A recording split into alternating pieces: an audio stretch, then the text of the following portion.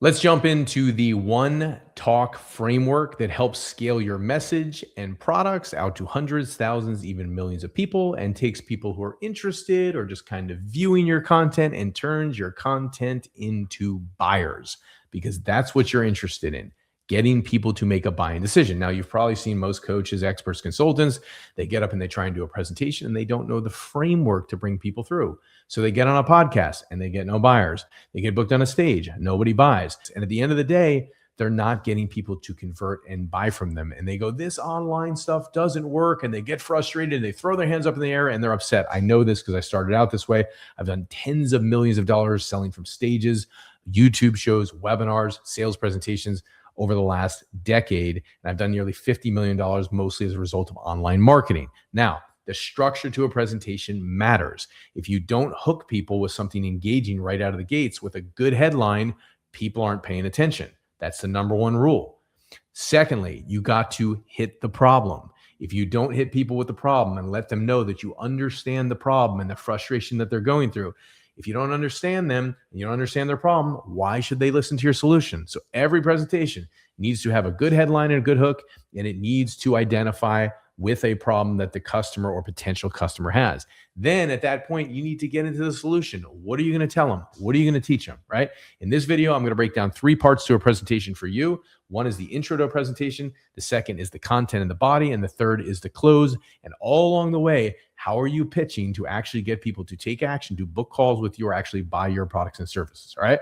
And anytime, if you feel inspired, you can click down below and book a call with our team to see how we can help you build out a client acquisition machine. Now, third thing you need to know in a presentation. What's the first thing I said? Headline and hook. Second thing I said, identify with the problem. Third thing is tell them about the big opportunity. Tell them about the thing you're going to introduce in the content.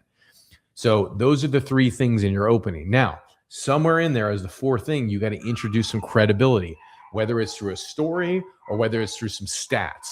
Now, where are the places that you have the time to actually tell a story? In a YouTube video, unless you're on an interview, you're not really going to get that much into your story, because a lot of times you get repeat listeners and repeat people who are watching your content. They don't want to hear your story over and over again. But you should drop some credibility bombs so people know you know what you're talking about by dropping some stats. You drop them lightly and boom, you get into the content of the presentation and you're rolling all the way through. So the intro of a presentation could be summarized into these 4 points. 1, great headline.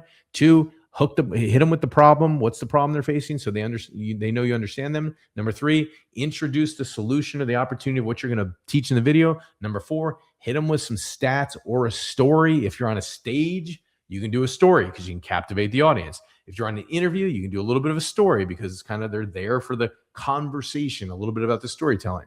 But if people are there for content, boom, hit them with some stats and get into the content. So those are the 4 things in the intro of the presentation. Second thing, when you get into the body, which is the content piece, typically you want to share maybe 3 main points to your presentation, where you have point number 1, point number 2, point number 3. And throughout each point, you might want to share a success story after you teach some content. So for example, I taught you about the intro just now to a presentation. That would be point number 1. And a success story I could share is something about my own statistics or something about a customer statistics. I'll share with you Mike, who was a customer of mine. Mike came in, he was doing webinar presentations. He wasn't doing great with his ROI. When we restructured his presentation, he went out on his next webinar and he did $50-something thousand in sales. So yes, $50,000 in sales, simply from structuring the correct presentation. A lot of times people think, well, I don't have the right audience. And in many cases, that's true if you don't nail the ideal client. But the bigger truth is, if you don't know how to pitch and you don't know how to present in a way that also adds value, but also sells people on what you're doing, then you're never going to get any customers. And so a lot of times people fall down by going, oh my God, it doesn't work. And they're not the right people. And it's not, no, if you did a great presentation and you had all the right calls to action. Call to action means click down below and book a call. Call to action means click the link and buy my product. Call to action means click the link and download my free gift. If you have the right presentation with the right call to action and you do it perfectly and you've rehearsed it and you know the structure and you know your content so well that you can weave in and out of the structure comfortably, and then people don't buy, then you have an audience problem. But most people are throwing up the red flag and they're going, oh my God, this audience is no good. We don't have buyers. And the truth is the presentation is no good. The pitch is no good, right? So until you've tested the presentation and the pitch, and then it's been so good, and then you didn't get buyers, then we can say you don't have the right audience. Okay. So intro, you got to nail that. Get into the body, share 3 pieces of content, because the body is the second part of a presentation you need to nail. Share 3 really good pieces of content. After each piece of content, give a success story. Okay. Simple. So content piece 1, if you're on a YouTube show or on a podcast, maybe you go for a couple minutes, share a success story. Content piece 2, go for a couple minutes, share a success story. Content piece 3, go for a couple minutes, share a success story. All right. And at some point, you got to make a call to action. So for example, for you right now, you've been watching this for several minutes. And if you want us to help you build out a client acquisition machine, we actually take they answer 20 questions about their brand.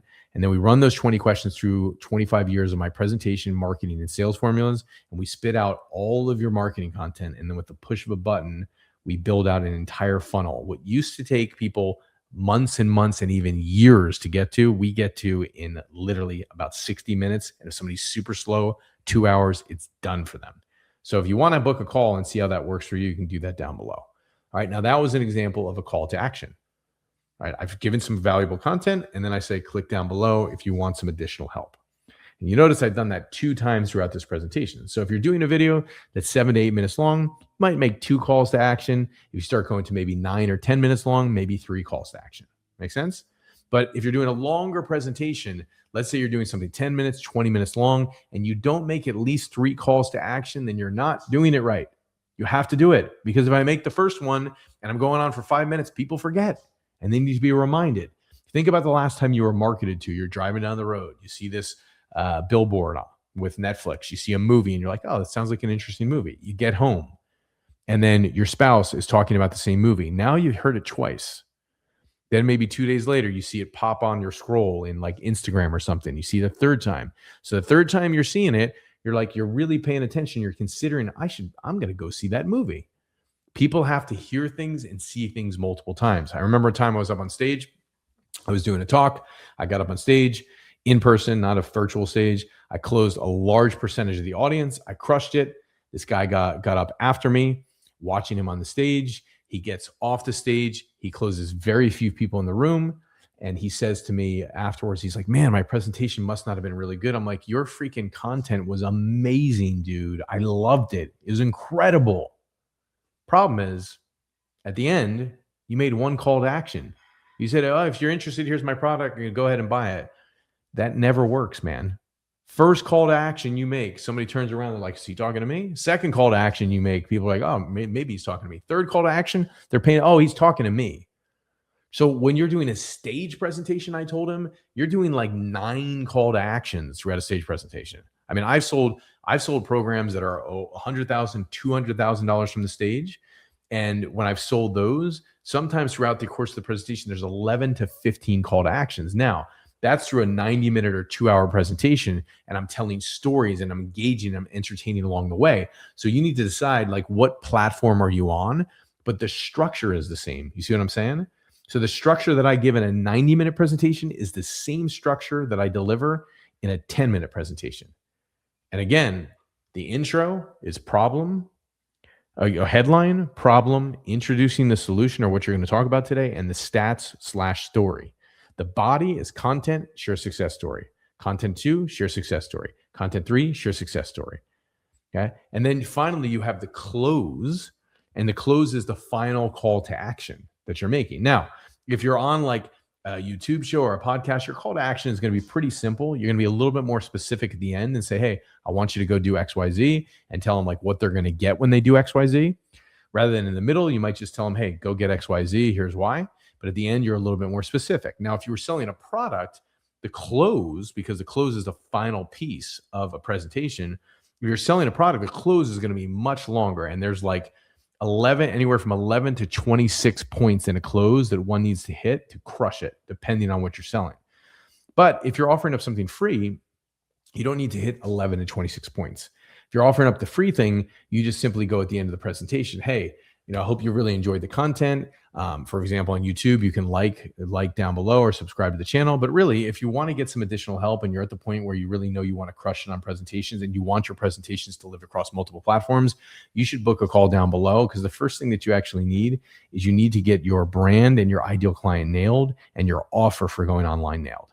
And so when you answer 20 questions about your brand through our system, TEDOS, based on 25 years of my marketing, sales, and presentation formulas, it'll spit out your entire ideal client with people who have the ability to pay.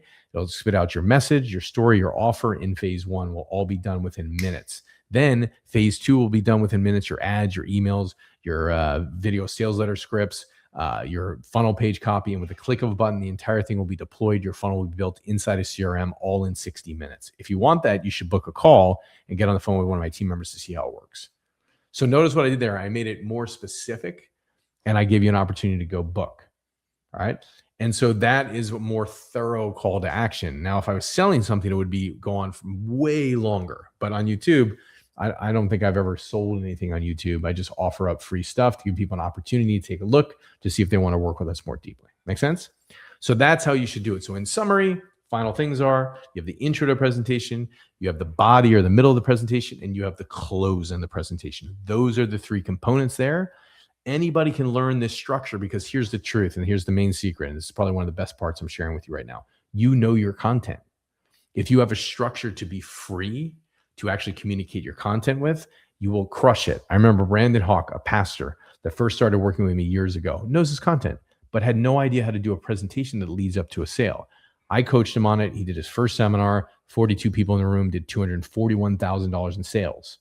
Without the structure of the presentation, he never would have done that. Incredible speaker, great content, but had no structure and did not know how to make a pitch. Now, I've done this with so many different people who've never been able to make a sale from the stage, or a sale or a presentation that goes one to many like this and convert buyers. They don't convert them because they don't know the structure.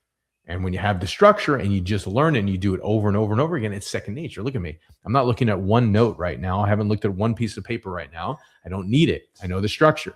Pros don't need notes. Pros just need to know the structure. And then if you know your content and you're an expert, boom, you go.